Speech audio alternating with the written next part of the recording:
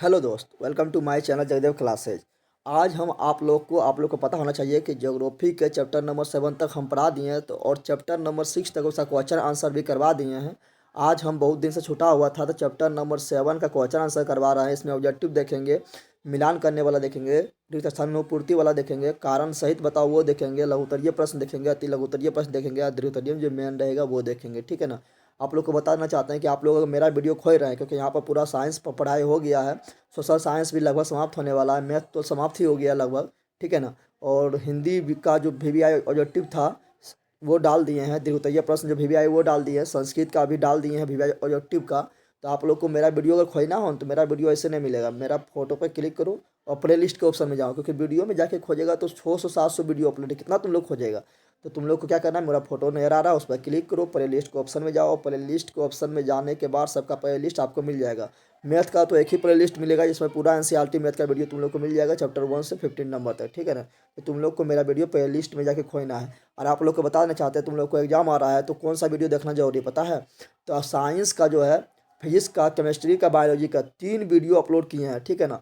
जिसमें अभी तक जितना भी VVI जो टिप पूछा गया है सबका वीडियो अपलोड है। ठीक है।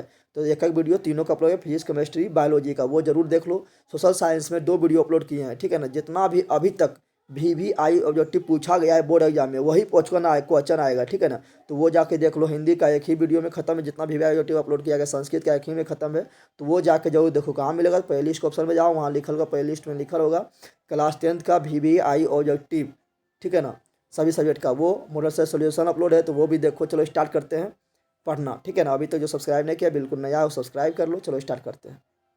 चलो देखो, पहला क्वेश्चन देखते हैं क्या। पहला क्वेश्चन बोला, इनमें से कौन गेहूं का प्रमुख उत्पादक नहीं है। तो हम जानते हैं कि गेहूं का उत्पादन जो होता है वो ज़्यादा ज़्यादा होता है कहाँ, तो होता है भारत। तो हम जानते हैं भारत का इस तरह नक्शा है। तो ये होता है कहाँ पर, तो उत्तरी भारत में ज़्यादा होता है। पंजाब हो गया, हरियाणा हो गया, बिहार हो गया, यूपी हो गया। ठीक है ना। ये सब में ज़्यादा होता है गेहूँ का उत्पादन। तो और मध्य प्रदेश हो गया, ये सब में होता है। राजस्थान हो गया, जो ऊपरी एरिया है वहाँ पर होता है। लेकिन अब यहाँ देख लो, तो यहाँ पर क्या बोल रहा है, उत्तर प्रदेश में होता है, मध्य प्रदेश में होता है, राजस्थान में होता है। लेकिन हम तमिलनाडु को देखेंगे, तमिलनाडु यहाँ पर होता है। ठीक है, नीचे है। ठीक है ना। और तमिलनाडु जो है ये चावल के लिए फेमस है। तो गेहूं का उत्पादन तमिलनाडु में नहीं होता है, जिसका 2 नंबर आंसर सही हो जाएगा। ठीक है। अगला क्वेश्चन देखते हैं। देखो, लेकिन गेहूं का पूछेगा कि प्रति हेक्टेयर यानी कम जमीन में ज़्यादा उत्पादन कहाँ होता है। प्रति हेक्टेयर उत्पादन सर्वाधिक कहाँ होता है, तो बोलना है क्या, पंजाब। ठीक है ना। चावल का ही प्रति हेक्टेयर पंजाब में होता है। अगला क्वेश्चन, किस राज्य में धान के सिंचित क्षेत्र अधिक मिलते हैं। तो बता चुके कि धान का उत्पादन तो मतलब दक्षिण भारत और उत्तरी भारत दोनों जगह होता है। तो यहाँ तमिलनाडु में सिंचित क्षेत्र ज़्यादा मिलता है, तमिलनाडु में। और तमिलनाडु में धान होता है जो वो ठंडा में भी होता है, क्योंकि ठंडा में यहाँ क्या होता है, बारिश होता है लौटते हुए मानसून से। तो यहाँ तमिलनाडु हो जाएगा। ठीक है ना। अगला क्वेश्चन देखते हैं। अगला क्वेश्चन मेरा क्या है, तो अगला क्वेश्चन मेरा है, भारत में ज्वार का सबसे अधिक खेती कहाँ होता है। देखो, ज्वार का सबसे अधिक खेती होता है महाराष्ट्र में। तो देखो यहाँ पर हम जो जो बोल रहे हो ध्यान से सुनना। ठीक है ना। जो हम डिस्कशन करते हैं उसको भी ध्यान से सुनो।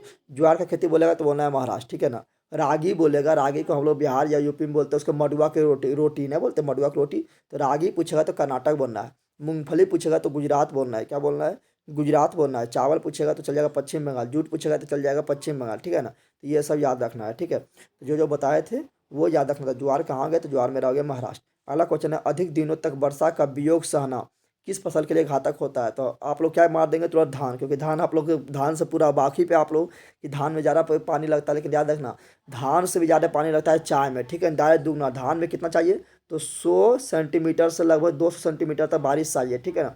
लेकिन चाय में जो है इससे दुगना डायरेक्ट डायरेक्ट उसमें चाहिए, चाहिए कितना, तो 150 सेंटीमीटर से 500 सेंटीमीटर तक बारिश चाहिए चाय को और कॉफ़ी को। ठीक है ना। तो यहाँ पर चाय होगा, क्या होगा, चाय होगा। और चाय हो गया, कॉफ़ी हो गया, रबर हो गया, ये सब क्या है, तो रोपण फसल है। रोपण फसल किसे कहते हैं, तो वैसा फसल जिससे हम एक बार लगा कर उससे 2-3 बार फायदा उठा ले, उसे बोलते हैं रोपण फसल। तुम लोग रोपण फसल में समझने लगा कि थी गेहूँ को रोपते हैं, धान को रोपते हैं मिट्टी में घुसा घुसा, तो वो रोपण फसल होगा ना होगा। तुम लोग को पढ़ाएं जो चैप्टर वो देख सकते हैं जाके। ठीक है, काफ़ी अच्छा से। अगला जो है, अगला है, किस फसल की खेती के लिए ढालू भूमि आवश्यक है। ढालू भूमि जो होता है उसको बोलते हैं सीढ़ीनुमा खेती। और सीढ़ीनुमा खेती जो है वो चाय और कॉफ़ी के लिए आवश्यक है, क्योंकि यहाँ पर बारिश समझ के होना चाहिए और बारिश का पानी डिका नहीं रहना चाहिए, इसलिए चाय और कॉफ़ी हो जाएगा। चाय का सर्वाधिक उत्पादन असम में होता है और दार्जिलिंग की चाय फेमस है। कॉफ़ी का सर्वाधिक उत्पादन यानी कहवा, कॉफ़ी को कहवा भी बोलते हैं, उत्पादन होता है कहाँ पर, तो ये होता है कर्नाटक में। ठीक है ना। कौन सा राज्य भारत का जूट क्षेत्र कहलाता है? तो पश्चिम बंगाल। बताए थे ना कि भारत में सर्वाधिक जूट का उत्पादन कहाँ होता है? पश्चिम बंगाल में होता है, क्योंकि सभी भौगोलिक दशा जो जो चाहिए जूट के उत्पादन के लिए, जो जो भौगोलिक दशा चाहिए वो पश्चिम बंगाल में उसको मिल जाता है। ये क्या हो जा रहा है, ठीक है ना, इसलिए हो जाएगा इसका पश्चिम बंगाल। क्या हो जाएगा? पश्चिम बंगाल। अगला क्वेश्चन देखते हैं क्या है। दक्षिण भारत में सर्वाधिक गन्ना उत्पादन कौन सा राज्य करता है? दक्षिण भारत में सर्वाधिक गन्ना का उत्पादन पूछेगा तो हो जाएगा महाराष्ट्र। क्या हो जाएगा? महाराष्ट्र में सर्वाधिक गन्ना उत्पादन होता है दक्षिण भारत में, ठीक है ना। दक्षिण भारत में महाराष्ट्र यहाँ पर आता है, तो यहाँ पर ज़्यादा गन्ना का उत्पादन होता है दक्षिण भारत में। लेकिन उत्तर भारत में पूछेगा तो हो जाएगा यूपी यानी उत्तर प्रदेश, ठीक है ना, याद रखना है, ठीक है ना।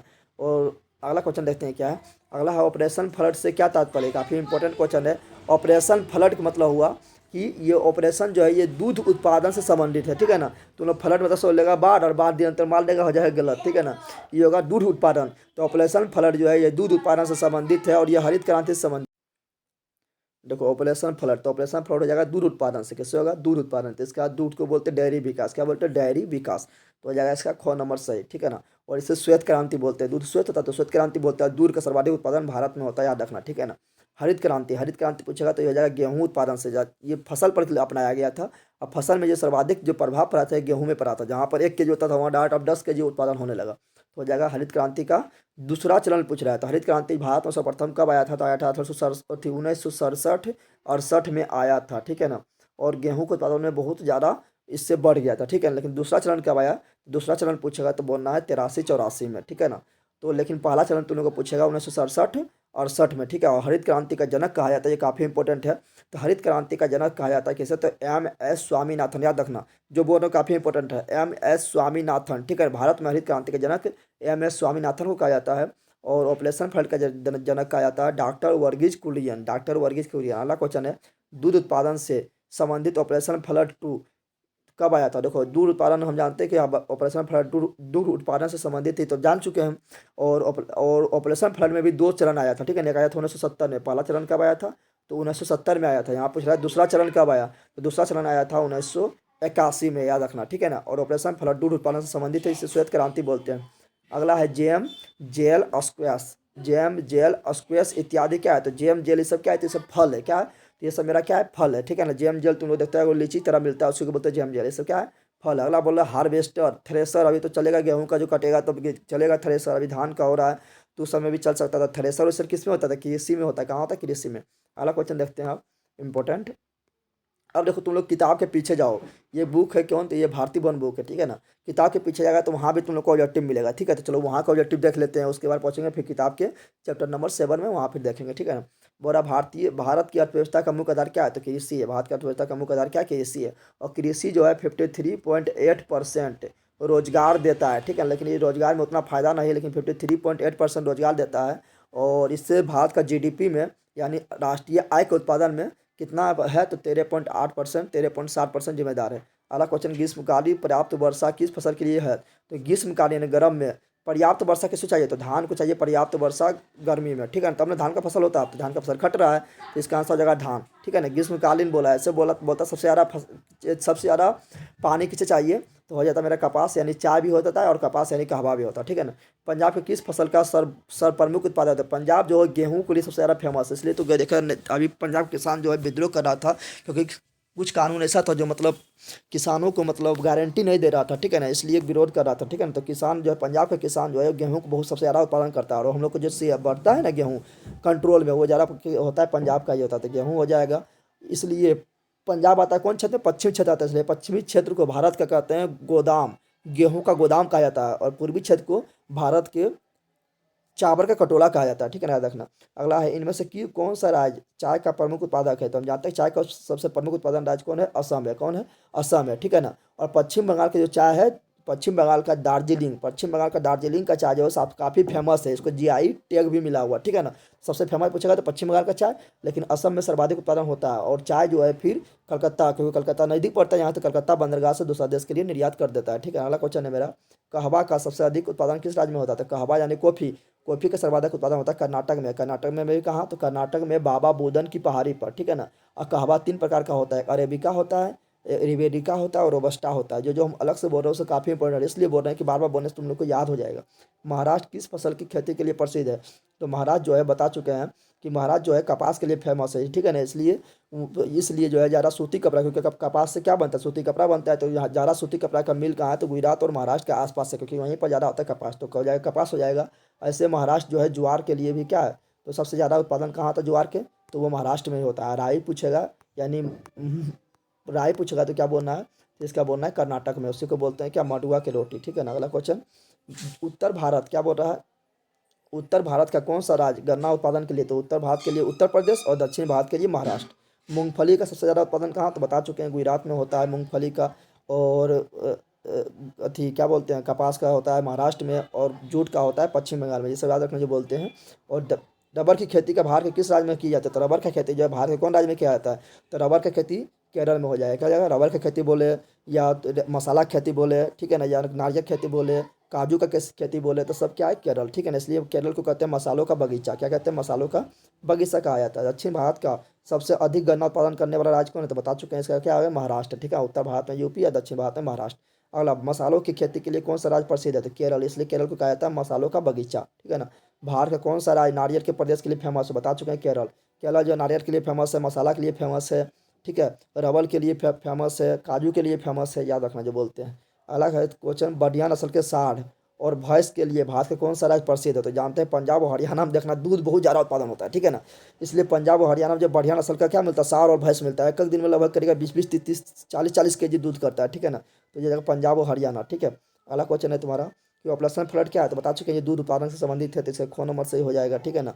और इसका जनक कौन था, डॉक्टर वर्गीज कुरियन। अगला क्वेश्चन है झूम खेती। झूम खेती मतलब क्या होता है कि अगर ये करता है कौन, झूम खेती जो करता है, ये करता है जंगल में रहने वाला आदिवासी लोग, ठीक है ना। ये लोग क्या करेगा, एक जगह खेती कर लेगा, वहाँ के ब्रिज के काट के एक जगह खेती कर लेगा, फिर वहाँ का जब उत्पादन घट जाएगा, क्योंकि लोग तो फर्टिलाइजर यानी यूरिया डीएपी का तो यूज नहीं करता है, तो वहाँ का उत्पादन घट जाएगा, तो फिर दूसरा जगह जाएगा, वहाँ बच जाएगा, फिर वहाँ के जगह जब थी पेड़ को काटेगा, फिर वहाँ खेती करेगा, फिर तीसरा जगह चल जाएगा, तो उसको बोलते हैं झूम खेती, नहीं झूम झूम के खेती करना। तो ये ज़्यादा होता है पूर्वी भारत, पूर्वी पहाड़ी राज्य में, ठीक है ना। कहाँ होता है, पूर्वी पहाड़ी राज्य, जैसे मणिपुर को हो गया, ठीक है ना।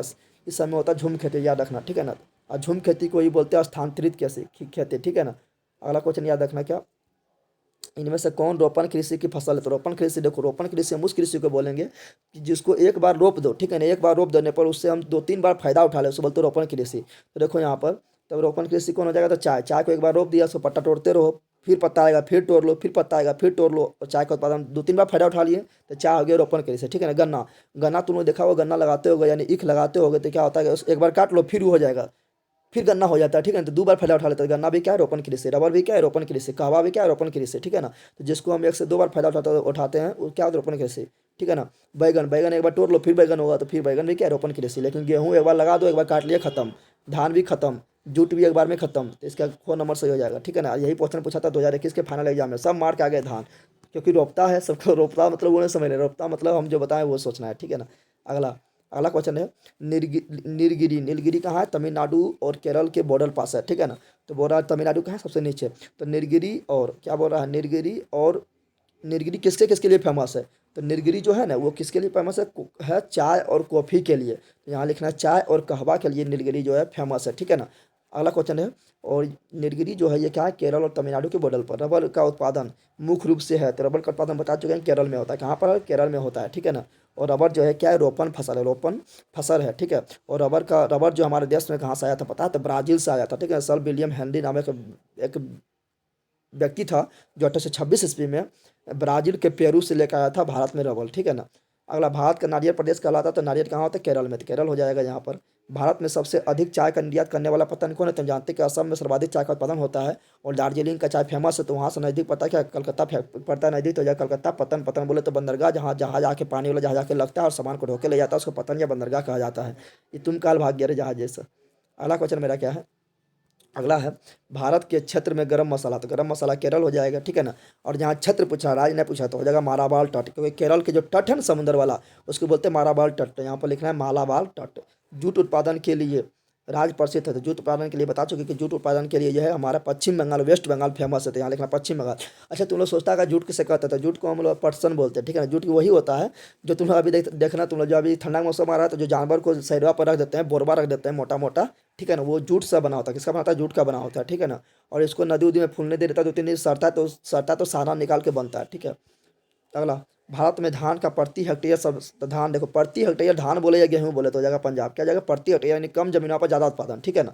अगला, भारत में ज्वार का तो बता चुके, ज्वार का उत्पादन सर्वाधिक कहाँ होता है, महाराष्ट्र में, तो यहाँ महाराष्ट्र लिखना है। ऑपरेशन फ्लड वन, तो ऑपरेशन फ्लड वन बता चुका है कि 1970 में आया था, कब आया था, 1970 में operation flood one. Operation flood two आया था 1981 में। उसी प्रकार हरित क्रांति वाला पूछेगा, तो हरित क्रांति का फ्लड वन जो आया था, वो हरित क्रांति का जो वन आया था वो आया था कब, 67-68, यानी 1967-68 में। और ऑपरेशन टू जो आया था 1983-84 में, याद रखना। और हरित क्रांति के जनक एम एस स्वामीनाथन को कहा जाता है, जबकि ऑपरेशन फ्लड का जनक डॉक्टर वर्गीज कुरियन को कहा जाता है, ठीक है ना। हरित क्रांति फसल से संबंधित है, जो खासकर गेहूं के लिए, और ऑपरेशन फ्लड दूध के लिए, ठीक है ना। इस हम बार बार इसलिए बोल रहे हैं कि तुम लोग को याद हो जाए, ठीक है। अगला क्वेश्चन है, राजस्थान, आंध्र प्रदेश और बिहार की कुछ भूमि सिंचाई की सुविधा न होने के कारण रह जाते थे। सिंचाई नहीं मिलेगा तो क्या रहेगा, परती रह जाएगा। तो ये सब क्वेश्चन तो ईजी है, तो परती यहाँ माना, क्या माना है, परती।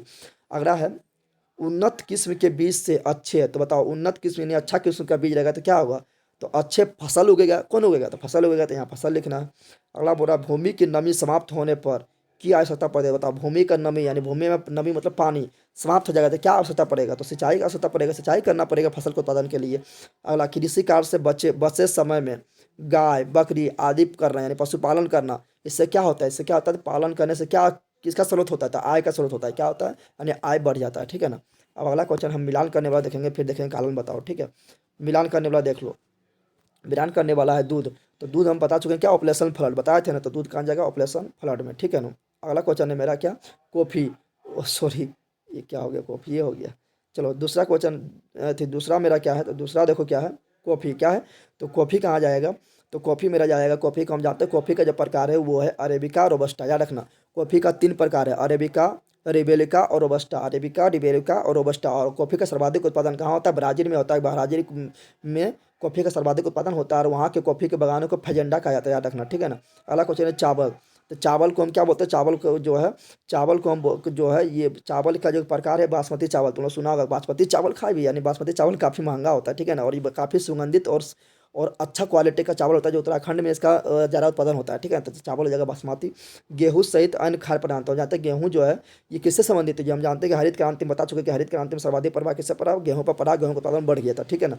अगला है पशुपालन, तो पशुपालन क्या होगा जल्दी बताओ, तो पशुपालन क्या है, पूरक आर्थिक साधन। पूरक आर्थिक साधन बोले तो खेती के साथ, खेती के साथ हम पशुपालन भी कर लेते हैं, तो उसको बोलते हैं पूरक, क्या बोलते हैं, तो पूरक हो जाएगा, ठीक है ना। अगला हिमाच्छादित हिमालय, तो हिमच्छादित हिमालय में क्या, वहाँ पर हिम है, यानी बर्फ से ढका हुआ हिमालय, तो वहाँ से क्या निकलता है, नदियाँ निकलता है, जो सालों भर बहते रहता है, सदा नीरा, यानी इसका हो जाएगा 6 नंबर, सदा नीरा नदियों का उद्गम स्थल, ठीक है ना। अगला है चकबंदी, चकबंदी किसे कहते हैं पता है, तो चकबंदी कहता है भू जोत निर्धारण योजना, यानी भूमि को जोत कर निर्धारण योजना के अनुसार फसल का उत्पादन करना चकबंदी कहलाता है, ठीक है ना। और ये मक्का, खीरा, ककड़ी, तरबूज जो है, ये सब कहाँ होते थे, ये होता है तुम्हारा, होता है थोड़ा मतलब जब गर्मी रहता है ना, उस समय जब होता है तो उस समय आर्द्र भूमि में होता है, थोड़ा भींगा हुआ भूमि, थोड़ा सिंचाई करना पड़ता है, यानी आर्द्र भूमि में होता है क्या, तो ये आर्द्र भूमि कृषि का उपज है। तो सब काम देख लिए, ठीक है ना। चलो अगला क्वेश्चन देखते हैं, कारण बताओ, तो कारण बताओ देखो, ज़्यादा बड़ा आंसर नहीं देना है, ठीक है ना। दो एक दो लाइन काफ़ी है। बोला, भारत के पूर्वी भागों में रोटी खाने का प्रचलन कम है, क्योंकि पूर्वी भागों में रोटी खाने का प्रचलन क्यों कम है, क्योंकि पूर्वी भाग में चावल का उत्पादन सर्वाधिक होता है, इसलिए पूर्वी भाग को कहा जाता है चावल का कटोरा कहा जाता है, ठीक है ना। और पश्चिमी भारत भाग में, पश्चिमी भाग बोले तो पंजाब हरियाणा में, पश्चिमी भाग में चावल कम खाने का प्रचलन है। पश्चिमी भाग में चावल कम खाने का प्रचलन क्यों है, क्योंकि वहाँ पर सर्वाधिक उत्पादन क्या होता है, गेहूँ होता है, इसलिए उसका मुख्य फसल क्या है, गेहूँ हो गया, इसलिए यानी इसलिए वहाँ पर क्या चलता है, गेहूँ चलता है, नहीं रोटी चलता है, समझ आ गया। तो वही बोल रहा है कि भारत के पूर्वी भागों में रोटी खाने का प्रचलन कम है, जबकि पश्चिमी भाग में चावल कम खाने का प्रचलन है, क्यों, तो लिखना है क्योंकि भारत के पूर्वी भाग का मुख्य खाद्यान्न फसल चावल है, और पूर्वी भाग को चावल का कटोरा कहा जाता है, जबकि पश्चिमी भाग का मुख्य खाद्यान्न फसल गेहूं है, और पश्चिम भाग को गेहूं का गोदाम कहा जाता है, इसलिए भारत के भारत के पूर्वी भागों में रोटी खाने का प्रचलन कम है, जबकि पश्चिमी भाग में चावल खाने का प्रचलन ज़्यादा है, ठीक है ना। अगला, जूट की अधिकांश मिल हुगली नदी के तट पर ही क्यों मिलती है, क्योंकि देखो जूट हम बता चुके हैं कि हुगली नदी कहाँ पर है, तो पश्चिम बंगाल में बहता है, ठीक है ना। और उसी के आसपास क्यों मिलता है, क्योंकि लिखना है क्योंकि जूट का भौगोलिक दशा बोले तो कितना गर्मी चाहिए, कितना पानी चाहिए, क्या मिट्टी चाहिए, क्या तापमान चाहिए, ठीक है ना, वो सबको बोलते हैं भौगोलिक दशा, क्या बोलते हैं, भौगोलिक दशा। तो लिखना है क्योंकि जूट के उत्पादन के लिए जो भौगोलिक दशा चाहिए वो हुगली नदी के आसपास ही मिलता है, इसलिए जूट का अधिकांश मिलें हुगली नदी के तट पर ही केंद्रित है, क्यों, वो मिल के बारे में बोल रहा है। तो मिल के बारे में क्या लिखना है, सॉरी यहाँ ऐसे ऐसे पूछता है कि बता, जूट का सर्वाधिक उत्पादन हुगली नदी के आसपास क्यों होता है, तो उसका लिखते हैं भौगोलिक कारण लिखते हैं, ठीक है ना। लेकिन यहाँ बोला कि जूट के अधिकांश मिले हुगली नदी के तट पर ही क्यों केंद्रित है, क्योंकि लिखना है क्योंकि हुगली नदी के आसपास है, क्या लिखना है चूंकि हुगली नदी के आसपास ही जूट का उत्पादन सर्वाधिक होता है, इसलिए मिल भी वहीं पर केंद्रित किया गया है, जिससे क्या होता है, सामान को ले आने में ज़्यादा दूरी तय नहीं करना पड़ता। अगला, भारत में तेलहन फसलों के उत्पादन का सबसे अधिक होता है, फिर भी इनका आयात किया जाता है, क्यों। देखो, भारत में सिंपल बात है, भारत जो है ना सबसे ज़्यादा तिलहन, यानी तिलहन बोले तो चाहे ये मूंगफली तेल हो या सूरजमुखी का तेल हो, सरसों का तेल हो, किसी का भी तेल हो, ठीक है ना, तो सब सर्वाधिक उत्पादन कहाँ होता है, भारत में होता है। लेकिन भारत को जो है फिर भी दूसरा देश से तेल को खरीदना पड़ता है। आयात मतलब होता है खरीदना, आयात मतलब क्या होता है, खरीदना पड़ता है, क्यों। तो लिखना है चूंकि यह बात सही है कि भारत में तेल का उत्पादन सर्वाधिक होता है, क्या लिखना है, चूंकि यह सही है कि भारत में तेलहन का सबसे ज़्यादा उत्पादन होता है, लेकिन भारत में आबादी बहुत रहने के कारण, ठीक है ना, भारत में आबादी बहुत रहने के कारण तेलहन का बहुत बड़ा भाग खपत में समाप्त हो जाता है। इस खपत को पूरा करने के लिए हमें तेल का आयात दूसरा देश से करना पड़ता है, ये लिख देना है। अगला बोला, भारत के पूर्वी भागों में मछली चाव से खाई जाती है, क्यों। तो लिखना है कि भारत के पूर्वी भाग में, देखना तुम लोग जाएगा पश्चिम बंगाल को जाएगा, ठीक है ना, खासकर पश्चिम बंगाल पूर्वी भारत में जाता है, तो वहाँ पर देखना, वहाँ पर क्या होगा, तो वहाँ पर वो लोग को जो है ना मतलब मछली जो है वो लोग के लिए कॉमन हो गया, जिस प्रकार हम लोग को चावल और गेहूँ कॉमन ना है, मुख्य खाद्यान्न फसल, उसी प्रकार वो लोग प्रत्येक दिन मछली लोग खाएगा, ठीक है ना। और वहाँ घूमने जाएगा तो प्रत्येक होटल में तुम लोग को मछली ऐसे मिलेगा एकदम जिंदा खड़ा खड़ा, ठीक है।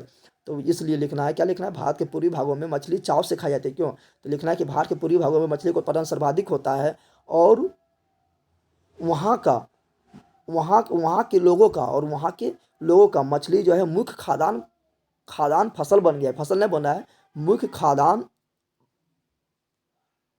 भोजन बन गया, ये लिखना है, क्या लिखना है।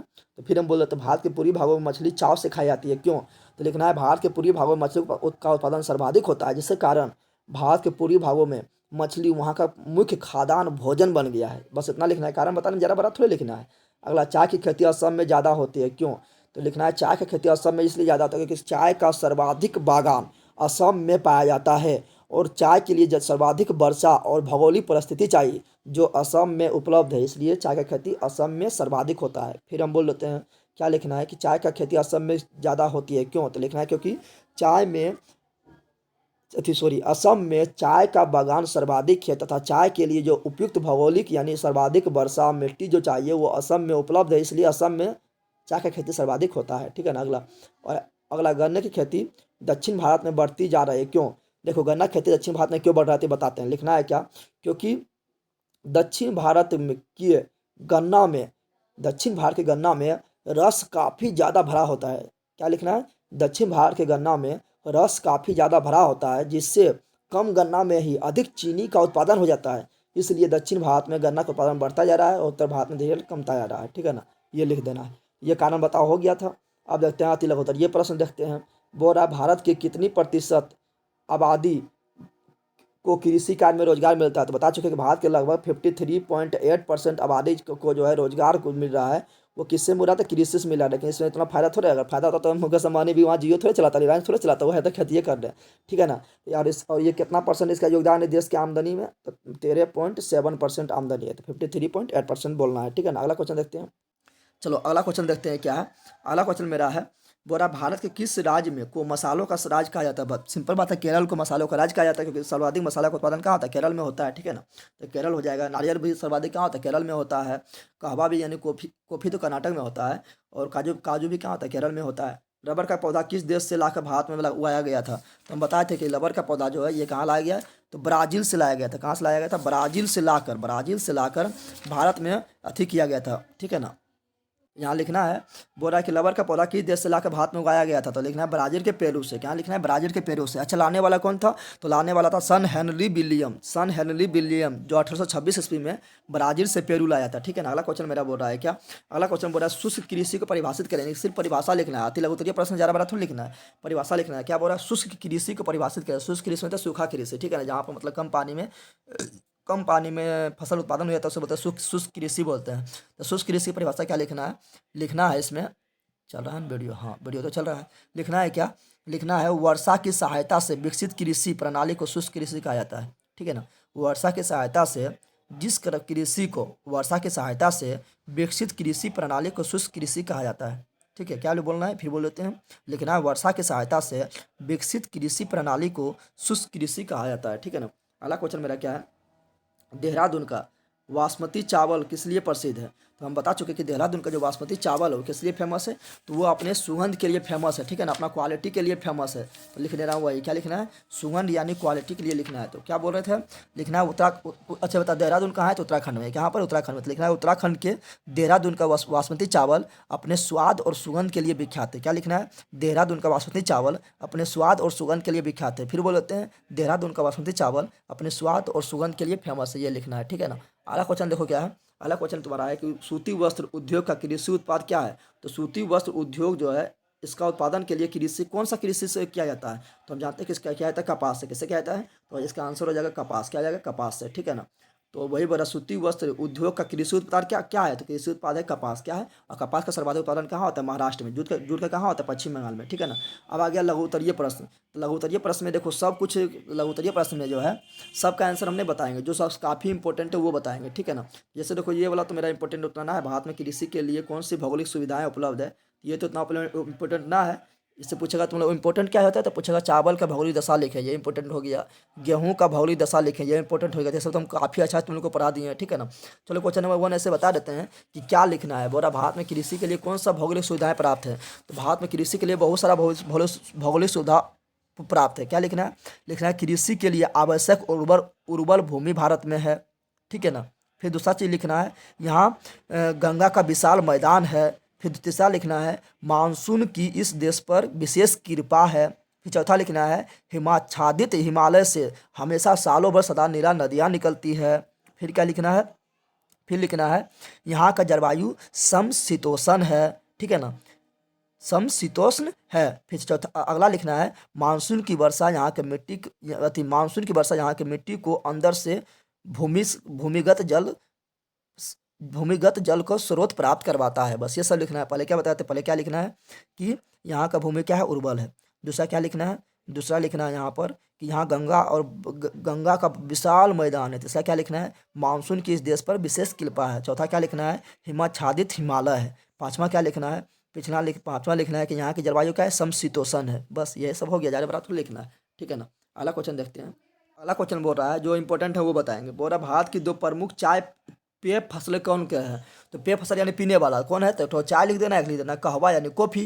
कहवा यानी कॉफ़ी, 2 हो गया। अब बोल रहा है क्या, बोल रहा है कि उनके उत्पादन की भौगोलिक दशा से क्या समानता और असमानता है। तो लिखना है इसका भौगोलिक दशा, लिखना है कि भौगोलिक दशा यानी क्या क्या इसको चाहिए। ठीक है ना। तो चाय को पहले लिख देना है। चाय को क्या लिखना है, तो चाय को लिखना है कि चाय को जो तापमान चाहिए 24 डिग्री सेल्सियस से 30 डिग्री सेल्सियस तक चाहिए। ठीक है ना। फिर इसके लिए ढाल भूमि होना चाहिए, दूसरा चीज़ हो गया। तीसरा चीज़ लिखना है कि इसके लिए दोमट मिट्टी चाहिए, ये चीज़ हो गया। चौथा चीज़ लिखना है कि इसके लिए कम से कम 150 सेंटीमीटर से 500 सेंटीमीटर तक वर्षा चाहिए। चौथा हो गया। पाँचवा लिखना है, सस्ते श्रमिक और कुशल प्रबंधक होना चाहिए। ठीक है ना, ये हो गया। और कॉफ़ी बारे में क्या लिखना है, तो कॉफ़ी बारे में भी लगभग यही सेम टू सेम होगा। ठीक है ना, यही लगभग क्या होगा, सेम टू सेम। देखो यहाँ बोल रहा अगला क्वेश्चन क्या, बोल रहा रोपण कृषि से आप क्या समझते हैं। तो देखो रोपण कृषि से सिंपल लिखना है कि रोपण कृषि से हम यह समझते हैं कि रोपण कृषि में उस फसल को शामिल किया जाता है। ठीक है ना, जिससे एक बार लगा देने से जैसे एक बार बो देने से उससे व्यक्ति 3-4 बार यानी एक से अधिक बार फायदा उठा सके, उसे रोपण कृषि कहते हैं। रोपण कृषि किसे कहते हैं, तो बोलना वैसा कृषि जिसमें फसल को एक बार लगा देने से, क्या बोल रहे हैं फिर सुनो, बोलना है रोपण कृषि वैसा कृषि को कहा जाता है जिसमें फसल को एक बार लगा देने से एक से अधिक बार उससे फायदा उठाया जाए, एक से अधिक बार उससे लाभ प्राप्त किया जाए, उस कृषि को रोपण कृषि कहते हैं। जैसे तुम लोग चाय लगा दो, चाय के पत्ता तोड़ते रहो, फिर हो जाएगा, फिर तोड़ो, फिर हो जाएगा, फिर तोड़ो। कॉफ़ी, तो कॉफ़ी भी क्या रोपण फसल है। रबर का जो वृक्ष है वो एक बार लगा दिए, उससे बार बार क्या करते हैं, रबर प्राप्त करते रहो। ठीक है ना, उसी प्रकार रबर हो गया, उसी प्रकार चाय हो गया, उसी प्रकार गन्ना अगर एक बार लगा दिया है ना, तो गन्ना तुम लोग देखना, अगर आस पड़ोस में कोई गन्ना देखा होगा तो गन्ना काट लेने पर फिर वो गन्ना हो जाता है। ठीक है ना, तो उससे 2 बार फायदा उठा लिए, तो गन्ना भी क्या है, रोपण फसल है। ठीक है ना। बैगन को एक बार तोड़ लो, फिर बैगन हो जाएगा। बैगन देखता है तुम लोग, बैगन तुम्हें लगाता होगा, बगल बगल देखना, तोड़ लो। ठीक है ना, बैगना फिर हो जाता है। जो अब दूसरा बार जो बैगना होगा ना, बैगना काट भी देगा तो बैगना फिर होगा, दूसरा बार जो बैगना वो छोटा छोटा होता है। ठीक है ना, तो ये सब क्या है, रोपण कृषि। ठीक है ना। अगला बोला हरित क्रांति क्या है, तो बोल देना है क्या कि भारत में चावल के उत्पादन भारत में फसल को उत्पादन को बढ़ाने के लिए एम एस स्वामीनाथन के नेतृत्व में एक क्रांति किया गया था जिसे हरित क्रांति कहते हैं। हरित क्रांति से गेहूं के उत्पादन में सर्वाधिक वृद्धि हुआ था। हरित क्रांति के अंतर्गत क्या बोलना है, हरित क्रांति के अंतर्गत उन्नत किस्म के बीज का प्रयोग किया गया था, सिंचाई का व्यवस्था किया गया था, उर्वरक का प्रयोग किया गया था, ठीक है ना, जिससे चावल के उत्पादन जिससे गेहूं के उत्पादन में एकाएक वृद्धि हो गया था। इससे ही हरित क्रांति कहते हैं। बस इतना लिख देना है, समझा गया ना। क्या लिखना है फिर बता देते हैं कि हरित क्रांति क्या है। तो हरित